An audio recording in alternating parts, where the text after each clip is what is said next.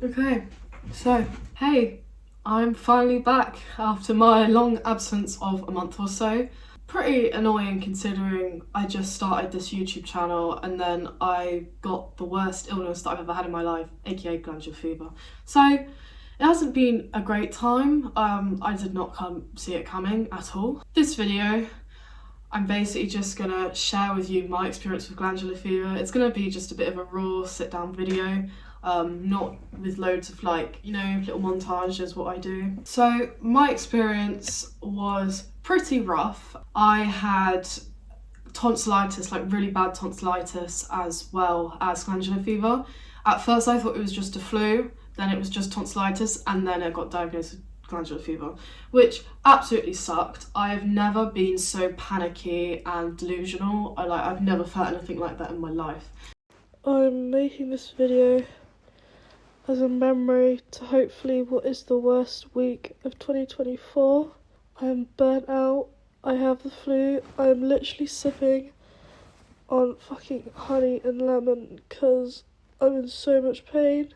The way it started, I knew something was a bit weird when I started feeling ill. Like, something just felt off. I didn't feel awful, but I just felt a lot more weaker than usual. And like, I usually get up quite early in the morning and I'll go to a coffee shop at like 8 or 9 in the morning. And one Friday I did this and I really struggled and I could only stay in there for about an hour. I just couldn't focus. And then literally the next 2 days I just laid in bed because I was tired. And then the Monday or Tuesday it got quite bad and I was just constantly thirsty. I felt this dog. Yeah, it just got really nasty. I couldn't walk that far because I just really need a drink, and I did actually have to go back to uni. Ended up coming home the morning following at 5:30 in the morning because I felt so sick. And one thing about me is I don't throw up when I'm ill. I don't throw up when I'm sober, so the fact I was like feeling sick or about to throw up, I was like, something bad is wrong. It started mediocre and then it got worse and worse throughout the first and second 2 weeks. I couldn't sleep because my tonsils were so swollen and I couldn't breathe out my nose at all. And I can only sleep on my side, I can't sleep on my back. And I'm a light sleeper anyway, so I did not sleep. I stayed up all night until 5:30 at least, and I go and wake my mum up just because I needed to talk to someone. I genuinely did feel like I was going a little insane.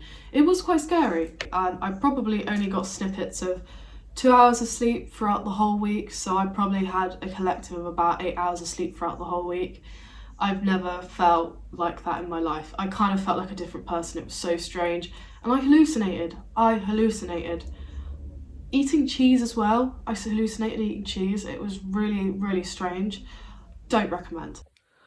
So I'm currently like day 3 or 4 in having glandular fever, and oh my god, I don't know if I can do it at home. I really don't know. I can't sleep, I hallucinate.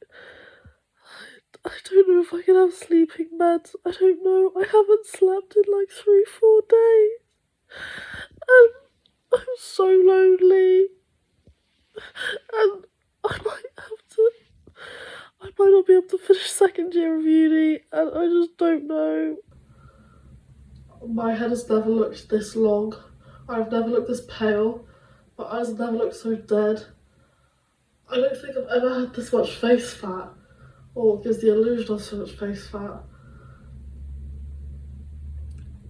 Oh, I don't think I've ever been this weak.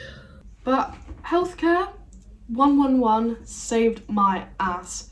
I was convinced myself I got quinsy one night, which is basically when you can't breathe, your neck swallows up because my glands were like a bloody football. My throat was like so swollen, I struggled to swallow and stuff. But it just felt like it was getting worse. So I was on the phone to 111 having a bit of a panic at like 1 a.m. at night. They were super helpful when I initially phoned them, because I think I phoned them about 5 times through my sickness.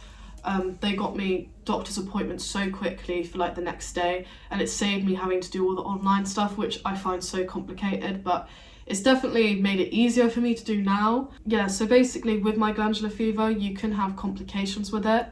I had a complication of an enlarged spleen and my liver.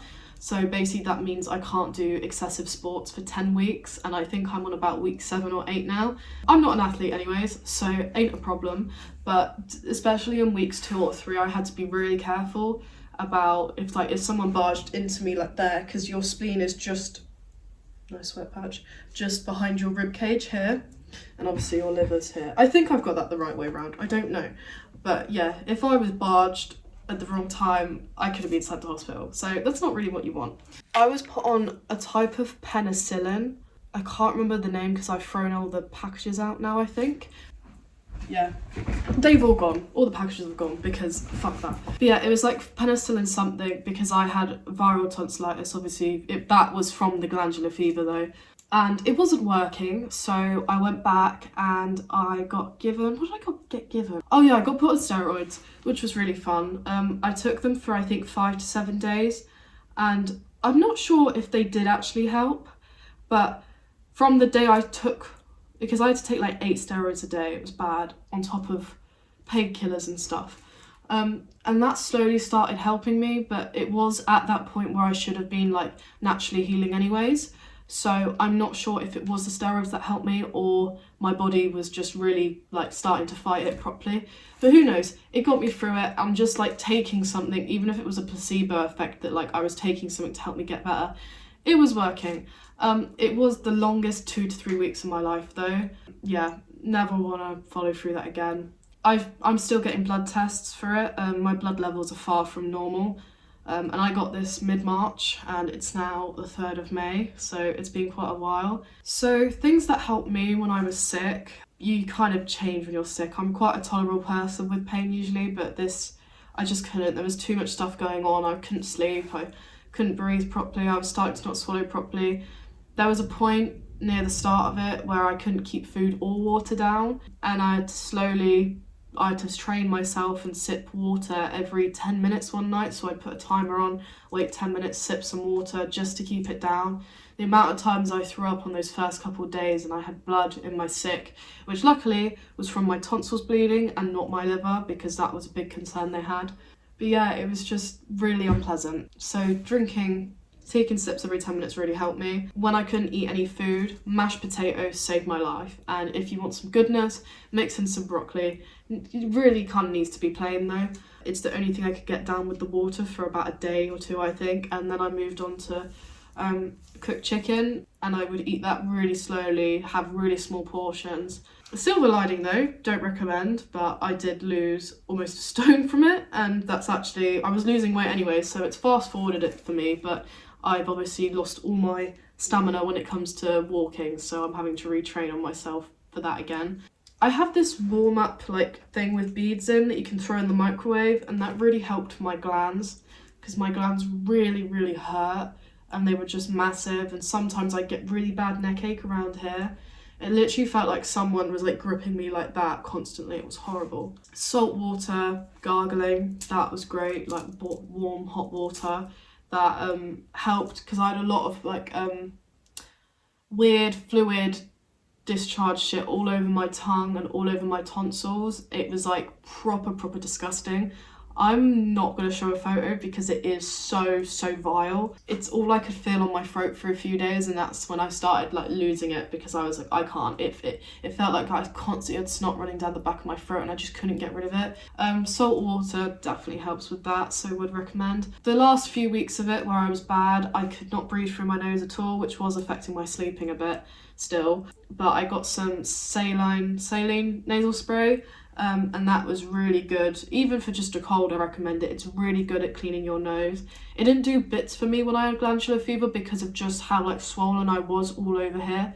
But if you have a general cold even, that stuff really helps just clear out your nose if you can't clear it. So obviously I've mentioned a few foods that helped me. So mashed potato with little bits of broccoli mixed in really helped me get from that stage of not being able to eat a single thing down, or keep a single thing down, as well as water. Yeah, that really got me back on track, and through then I ate chicken, just like little slices of cut up chicken. Porridge was really good. I'm not a big porridge fan, so it was hard to eat, but After, it was really comforting actually, especially when I had it at like 5 in the morning. I'd put some maple syrup in and mix it in, and it really did fill that pit in my stomach, because when I got hungry I'd start to get even more panicky, and it was just really unpleasant.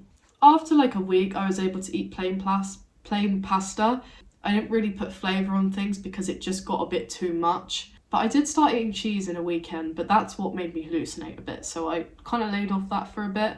Oh no, I had a lot of ice cream. I went through, I think, 2 tubs of Ben & Jerry's ice cream, just because, you know what ice cream's like on a bad throat, it's nice. But obviously not the healthiest thing, but that's the only unhealthy thing I think I was eating. Yeah, but just no spice, no like big carbs. I didn't eat bread for ages just because it was too much. Even chewing, like, it's too tired to chew. I have some videos that I recorded when I had it, just because I think a lot of us take health for granted. Hey, private story. I'm kind of back from the dead.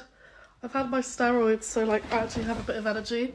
The last 2 weeks have been the worst fucking 2 weeks of my life. It's rough. I can't really eat still. This is the biggest plate of food I've had in about a week and a half. Yeah, glandular fever ain't the one. Didn't go to hospital though, so guess I'm winning really, because... Oh yeah, and I might have a liver problem as well, so... Slay, no drinking until my literal girls' holiday, and even then I don't know. Hey, private story. I'm so excited to announce that I am actually functioning like a normal human being again. I am sleeping for more than like 3 hours a night. I slept for 8 hours last night, which is amazing. I can actually stand in the shower without fainting. That's really, really sick. Only thing not back to normal is I can't exactly eat the normal portions I would. But I'm gonna go get McDonald's now to test that, obviously.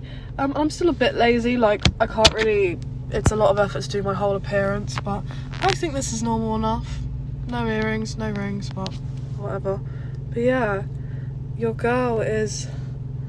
Ew, why did I say that? That was really gross.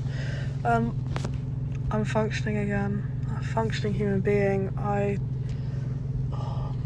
Don't take it for granted. Oh my fuck. It just really made me realise how much I appreciate me being healthy, and that I don't have anything wrong with me that stops me from doing a lot, because it threw me really off track, especially with my YouTube. Luckily I was ahead with my uni course, so I didn't really have to look too much into the circumstances thingy. It's thrown me off my YouTube channel, and I've only just gotten to grips with it after getting all my uni work in, which sucks. I'm gonna get on with it, and I just hope this video may help a few people, just to share my experience, because it was quite a humbling experience, and it's not really a great way to spend in my new room. Because now I just have memories of first moving back home, and me just letting that bed dead, could not get comfy, and it's like, oh fine, I'll watch Netflix. I couldn't focus on Netflix for long enough. The only thing I could do was TikTok, because it's fast-paced content and you don't have to get immersed, because I just couldn't get immersed. I struggled to do that anyways, but fuck me, I could not do it at all. But yeah, I think I've covered more or less everything about my experience. Probably not, because I've been so distracted with other things, but I hope this video helps someone, and even so, it's an explanation to why I've been dead for so long. If you have any questions, leave them in the comments, because I do have a bit of knowledge that I can share. But yeah, stay safe, my people. Also, Bebo has glandular fever right now, so yeah, he definitely won't be eating anything anytime soon.